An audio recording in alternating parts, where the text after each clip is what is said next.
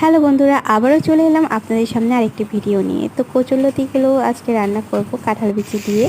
এই জন্য কিন্তু কেটে ধুয়ে নিয়েছি সুন্দর করে। এরপর তেলের মধ্যে পেঁয়াজ আর মরিচটা দিয়ে হালকা ভেজে নিয়ে এখানে আদা রসুন বাটা, ধনিয়া গুঁড়ো, হলুদ গুঁড়ো, লবণ দিয়ে হালকা একটু কষিয়ে নেব সুন্দর করে।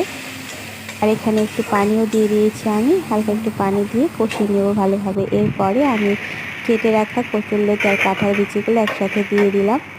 এরপরে আমি সবগুলো একসাথে মিশিয়ে নেব ভালোভাবে। আর এখানে আর আমি কোনো পানি দেব না, আস্তে আস্তে মিডিয়াম আঁচে আমি এটা রান্না করে নেব। দেখুন প্রায় কিন্তু সব কিছু সিদ্ধই হয়ে গেছে, আর একটু রান্না করে নেব। আর এইভাবে খেতে কিন্তু আমার কাছে দারুণ লাগে। রান্না করলে অবশ্য অনেকভাবেই রান্না করা যায়, তো আজকে আমি এভাবেই রান্না করেছি। আর কাঁঠালের সময় কাঁঠাল বিচি দিয়ে এভাবে রান্না করলে কিন্তু আরও বেশি ভালো লাগে। আর কচুরলতির কিন্তু এমনিতে অনেক উপকারিতা রয়েছে।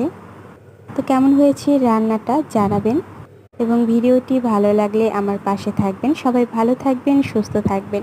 ধন্যবাদ সবাইকে।